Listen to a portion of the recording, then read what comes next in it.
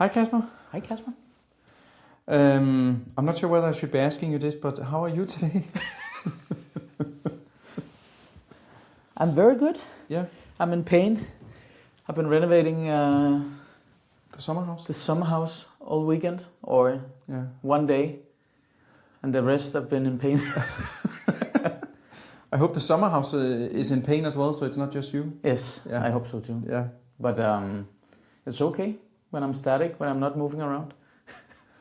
Well, so for the next 20 minutes or so, you're going to be fine because we're just going to be sitting here. Yeah. Yeah. I've been looking forward to it. Well, I appreciate you getting out of bed and getting over here just for these 20, 30 minutes. Of course.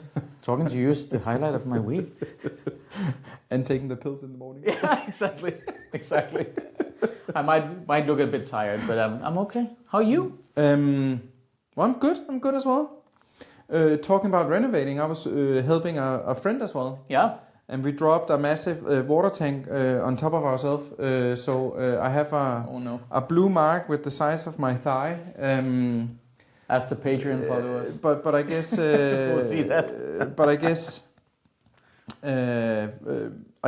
it indicates that we're getting to an age where we probably shouldn't be renovating. Yeah, I agree. Yeah. But I think it's the dad syndrome or the parent syndrome. Like we are, I guess, especially dads, overconfident in what we can do.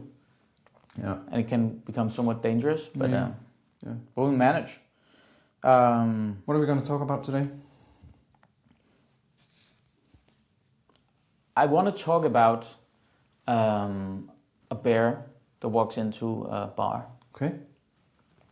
And it goes up to the bartender and it says, I would like a gin and tonic.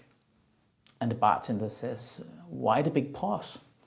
And the bear looks at his hands and says, like, I don't know. I was born this way. Why the big pause?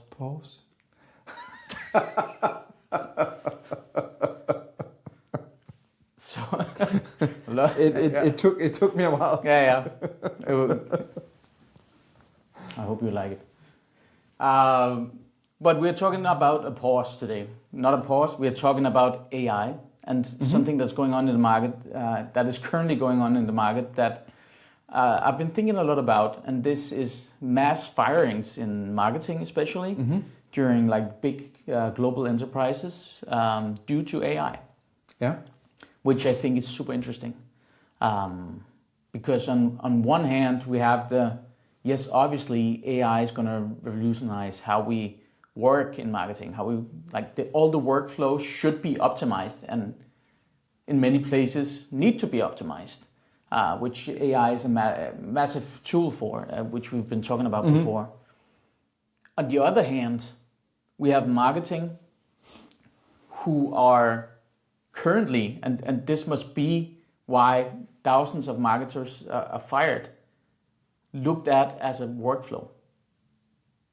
So on the one hand, we have like the natural selection of tasks that will be replaced by AI. On the other hand, we have marketing that somehow is underdeveloped in their ability to prove the value of the work. So they're considered a workflow that can be replaced at mass. And I think that's super interesting because both are truths. We've been talking so much about that marketing are not like, they are on vanity metrics in many cases and siloed performance optimization that never reaches the business. Last week we talked about exactly this. So there's for sure a burning platform in marketing.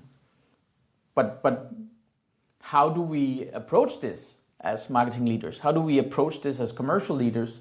Saying, hey, like marketing needs to prove the value to not get reduced by thousands. At the same time, we need to acknowledge that the workflows will change and we will see optimizations from this. Yeah. Okay. How do you see this? Is this something that like now in Denmark alone, like last week, a few weeks back, Maersk introduced like 1,000 digital marketers fired. Nordea, 1,500 as far as I recall last week. Yeah. So it's like quite predominant decisions that's been made around this. And it's obviously because we want less hands on the things, because like natural flow should follow. So in the tools, like in the Adobe package that you work a lot in, a lot of this is happening as well, I guess. Yeah.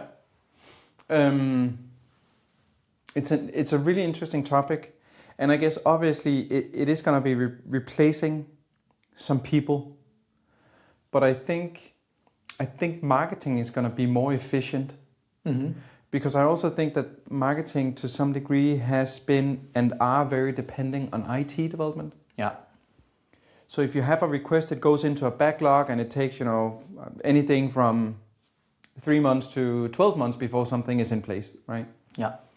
And suddenly you become this doer where you don't have the dependency, because you can have AI do something for you. Yeah. Right? But obviously there are roles that has, I'm going to say, simpler tasks. That's probably not the best way to phrase it, but just, copywriting people don't have a job anymore. No. Right? Because AI can automate that and do it way cheaper than paying for those people. Yeah, faster and more efficiently if you train it correctly, right? And if you have the right prompts to do it, and that's maybe one of the challenges of taking out 1,000 people. Yeah, that you're losing a lot of this knowledge on how to do it, and I guess it depends on what role that they've been playing. Yeah, right, for sure. But this is also digital marketing leaders. I mean, and some I've been thinking about it, and in some way, like the generalists are kind of being replaced in many areas with AI. Yeah. Yeah. No matter the level, no matter if it's like basic task of sorting things, or it is actually digital strategy and all these things. Yeah.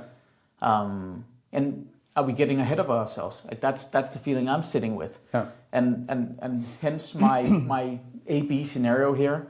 I think we're not getting ahead of ourselves with the possibilities in AI and the workflows that have been set, but we're maybe getting a bit ahead of ourselves in how marketing can be automated in this. I think I'm surprised that big companies like Maersk is actually laying off that amount of people within digital marketing, because I oftentimes see that big enterprise companies are moving slower when it comes to these tools. Yeah, right. Exactly. So that they're doing it. It seems that they're either at the forefront or they are using it as an excuse. Right? Yeah, and that's how it seems. And that's like that would be from marketing side, that would be the easy conclusion. This is the wrong decision. You are doing it wrong. You're misunderstanding it. You are premature, which probably is correct in some sense. Yeah. But at the other hand,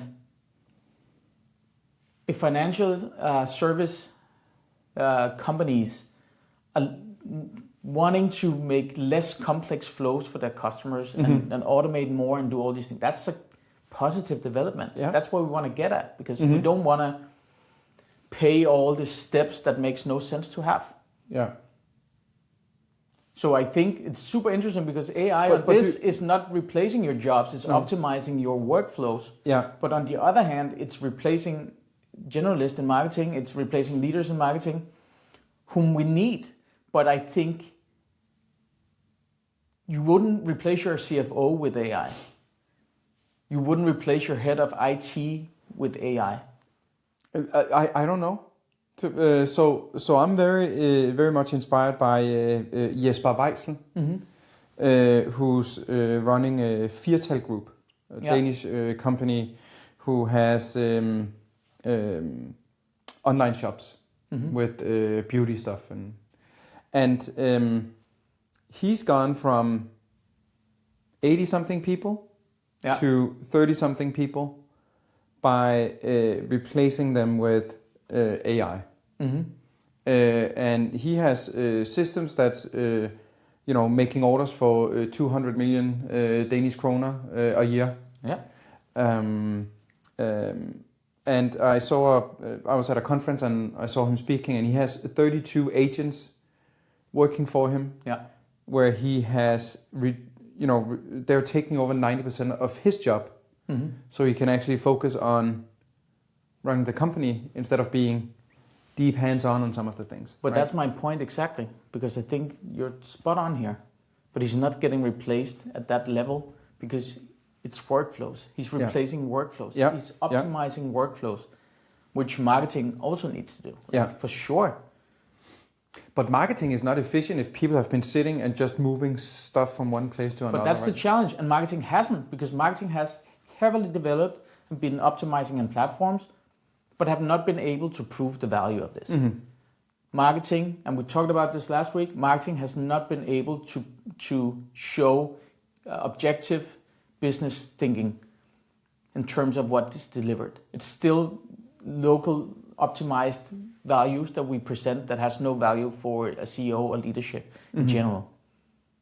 Where the CFO is reporting on numbers, where the IT is security, marketing is still reporting on how do campaigns perform in individual channels instead of what is the business outcome of this. And I think it's a burning platform. I think it's a massive burning platform in marketing that we need to take very serious if we don't want to be replaced by AI.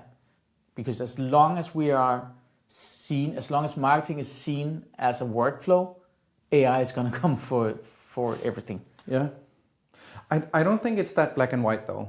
No. Right? Because, there are also KPIs that can be reported on from marketing that are more tangible, like number of leads or opportunities created, right? But I agree that there are some metrics that are not great because the way that marketing data is, with consent and stuff. Marketing data is siloed. And I don't think consent is a challenge, but it's a local challenge. I think the main challenge is reporting back to the business. Yeah, but the reason why I mention consent is because you struggle reporting a number that's impacted by consent up to it because it doesn't match numbers from other departments in the business. Yeah. And then you suddenly have to explain, and you cannot avoid it turning into a technical explanation for someone who may not understand it. Right? No, but it's different for the CFO. They have just very late numbers. I think it is because those are more accurate, right? Typically. I think you're looking at it upside down. Okay, yeah. I think when we talk about leadership, we look from top down. Mm-hmm. So we look at the numbers, the conversions, for instance. Where if you look at it the other way, it would be like how many dropped here, but that's not the case right now. The case is those who we know what they did. Yeah. And then there's a local flow of optimizing those conversions. Mm-hmm. Those we know converted and did these things. Where did they come from? Yeah. What was the journey that affected them? We cannot look at the whole. We need to look at the cheese, as a book I read in my early days.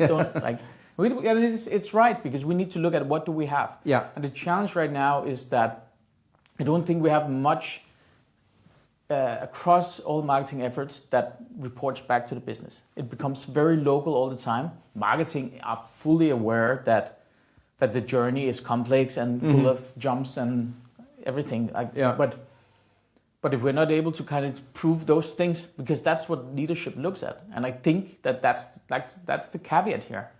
That's the burning platform for marketing. We don't have the data standardization across everything we do to prove that, and hence the easiest job has always been like, where are the budget cuts? Where's the budget scrutiny? It's in marketing 9 out of 10 times due to this. Yeah. But AI is putting it to the forefront because. Yeah, and it might be me over-analyzing, but how I see it, this is a catastrophe for marketing. Because unless we're able to change this, we'll be the next workflow that's 95% replaced. And these are some of the biggest companies in the world who are doing it pretty early days on. It's pretty early days still. But they are cutting 1,000, 1,500 employees within marketing. Yeah. Couldn't the opposite be happening as well? Instead of it being, a catastrophe?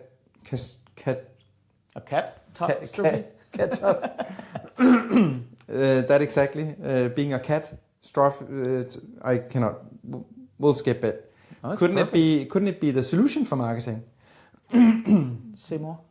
I'm just saying, instead of painting the picture, dark, then couldn't AI be part of the solution for marketing? AI is, in my view, the part But you're concerned that AI is taking over all marketing, and marketing department is not needed because AI can do everything for you. Actually, not. No. I'm concerned that marketing are not acting fast enough in proving the real outcome of the work, so it will be considered a workflow. If marketing, for the CFO, for the CIO, AI are optimization tools. It's not a matter of this department's value in the business. It's about optimizing workflows. Where I see it becomes way more of a fundamental problem for marketing right now, because the data foundations are not there. Yeah. And I agree that they're not there. I also think that IT and marketing is probably the two departments that are moving the fastest with AI. Yes. Right? But I agree that the foundation is not in place. And especially if we've talked about this many times, that's the core functionality of getting value out of AI, right? And proving value for the rest of the business is making sure that you have your data foundation in place, right? Otherwise, it makes no sense. I completely agree on that. So I think these are only the early showings of what's going to happen. Yeah. But marketing needs to take this very, very seriously from where I see it. Okay. So you're calling a prediction here. Yeah. I am. I'm seeing it, and I'm seeing it very clearly. Because why is it that it's the marketing department? Yeah. At scale, when we can both agree that this is premature. Yeah. It is premature. Yeah. Because these are some of the most developed data centers in the world. Like they have a lot of this under control. Yeah. But still, it seems premature because it's still a function that is spreading across channels. It's been done in still somewhat siloed, but they are on this journey that we've been talking about for a long time. But I think just seeing it and doing it, they will probably succeed a lot of the way. But what is the cost on marketing? Because and this is why I think it's premature. The cost on marketing will be too high. Yeah. I think this is at the level of the one guy who called the recession in 2008. Yeah. Yeah? Yeah. Think of us. No. But seriously, and I think it's like the formula for this is not complicated. It's data ownership. And I'm preaching this all the time, so I'm repeating myself, but data ownership is like leadership needs to take data ownership. And now they've seen it. Like they've now in marketing lost so many employees. And we can talk about if we needed every one of those or they should be doing different tasks, because definitely if we have the AI, if we have the workflow, then marketing can operate in a completely different way. Yeah. Have you seen other companies doing the same? Scaling down? Laying off people in marketing? Yeah, but I mean, we've been seeing it for years, but we haven't seen it at this scale that's happening right now with a clear AI printed to it. Yeah. In financial services, this is now a board strategy. We need to optimize the workflows. We need less hands on the things to make it better for the customers. Yeah. In FSI, for years, the objective from the board have been compliance, and it's been like digital user journeys. And those two fit perfectly into the AI. If we have this somewhat under control, then we can move into the next step, which is like, how do we optimize the flows? But my worry here is that, and we've been seeing it for years, to your question, like marketing budgets have, like digital spend has gone up and up and up and up, while marketing budgets and teams are being scrutinized, like smaller and smaller and smaller. We need to do it more efficient. So we need AI. And I agree with you, AI is part of the solution, but this is a trend that has been going on for so long. And as we've been talking about, I think the core reason for this, or I know the core reason for this in the majority of companies is that they're not able to prove objective business value from marketing side. Yeah. That's why marketing is always first in line on software, on employees even more, on hours to do stuff, on budgets to invest in stuff, on the next, because we're not able to answer these critical business questions that we talked about last time. Yeah. Are you seeing any of this in the like tool implementation and considerations like we talk a lot about like all these automation tools in Adobe and stuff like that? So we had analytics and advertisers a couple of weeks ago, right? And I was in a panel, and one of the Ben Gaines brought up, is there a concern that the AI that Adobe is building into the solution is taking the job from the analyst? Yeah. And I'm not directly concerned about it because I don't think that the AI will be. It needs that human in the loop to validate the numbers or. So I don't think it's going to be fully taking it. Obviously, so I think it's more about being more efficient. And with that said, I can be completely wrong, and in 2 years' time, everything has been taken over by AI, and the teams has been reduced because it's you only need a few people to actually manage the different agents that you have, right? Which most likely is potentially what we're moving towards, right? But I think AI is still so new and it's evolving so extremely quick that it's really, really difficult to predict where we're going to be. It's impossible to predict, but you can see the tendencies. Yeah. So even though we try to tell each other, and I really don't want to be the guy who's out there saying, hey, we're all going to lose our jobs, because I don't believe that. I think it's more of an evolution. Yeah. But when you open the papers now, this is what you see. Yeah. There's thousands of people losing their jobs. And there's big considerations in it. Yeah. So I agree, and we don't want to tell that narrative, but now stats talk data. Let's be parents for we're telling, this is just like, we cannot tell marketing anything. Every marketer, you decide what you want to do. But we're telling everyone put on your base layer before you go out in the winter and play soccer. Yeah.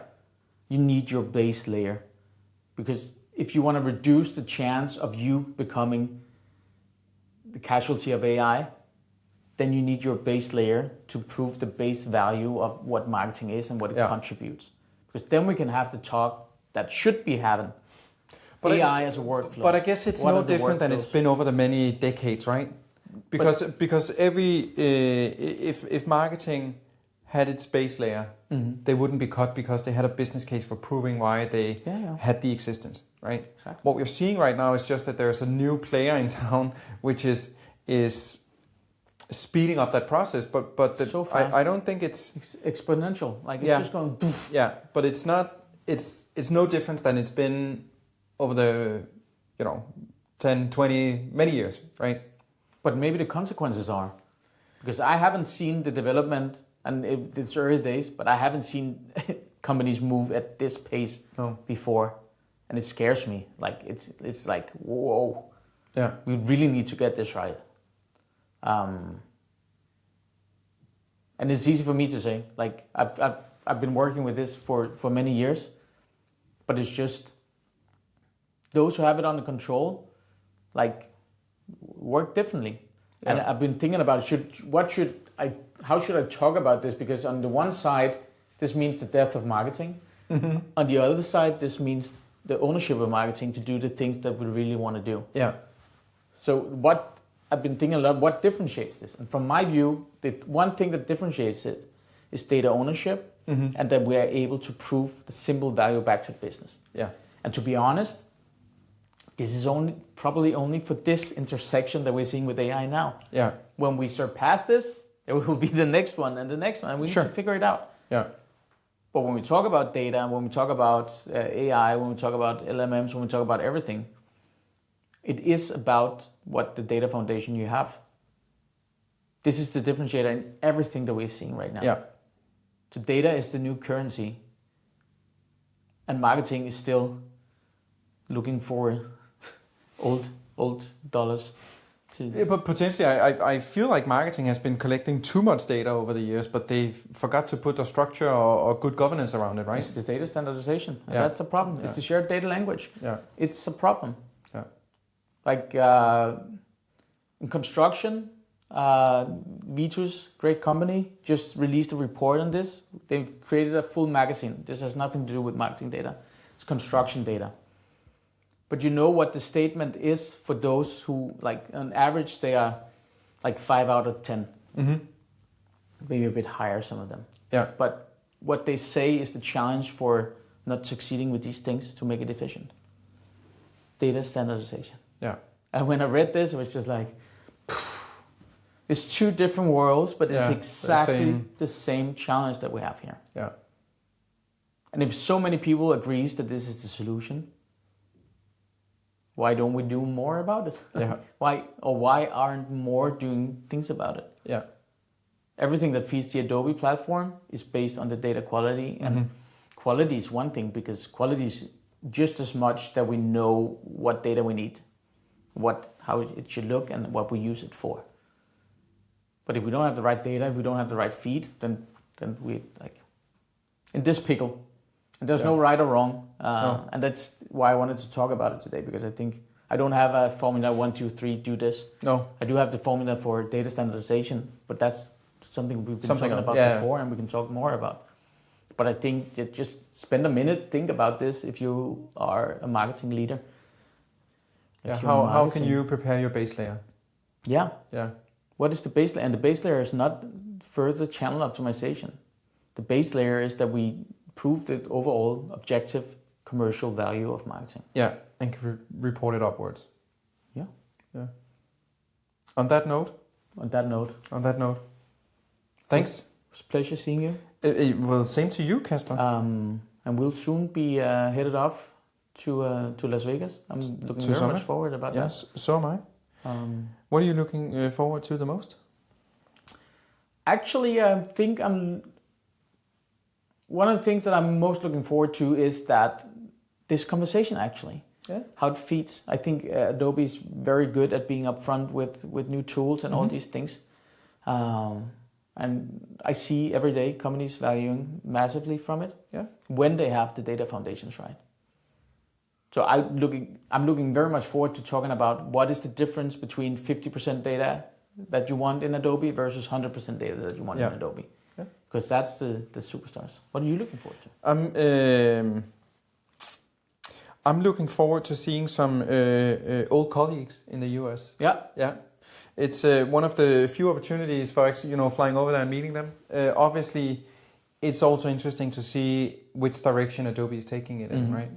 And I think everyone has seen that Shantanu has announced that he's going to be stepping down as the CEO, which made the stock drop. Yeah. So that's going to be his last summit as well. I assume he's going to stay until they found a replacement. Yeah, that makes sense. Oh, exciting. So I think that's going to be interesting as well. And I think, with somebody new coming in, I think Shantanu has been doing a fantastic job in driving the vision. It's probably also a good time for him to step down. Yeah. Right? Maybe he's seeing the painting on the wall that you're painting. And I think, from an Adobe perspective, with wipe coding, there's so many things that can replace a lot of the tools that they have and are making tons of money on. Sure. So they need to come up with something else, right? Sure. But this is also the biggest opportunity that Adobe have had for years, if you ask me. Yeah, absolutely. So it's super interesting. So it really depends on how they're going to be approaching it. So So I'm hoping we're going to be seeing some of you there. Yes. Yeah. And if you see us around, come say hi. If you want to be part of the podcast, because we're going to be recording at the summit. We plan on recording an episode at Summit. Yeah. Exactly. Yeah. So if we can get some of the Adobe guys, we will get some of the Adobe guys. Yeah. And we will get some of the bigger companies there, hopefully, to give a comment. It's going to be super exciting. There's been a lot of interest around it, so I'm confident that we can bring cool people on. And if you are one of those, then tap us on the shoulder.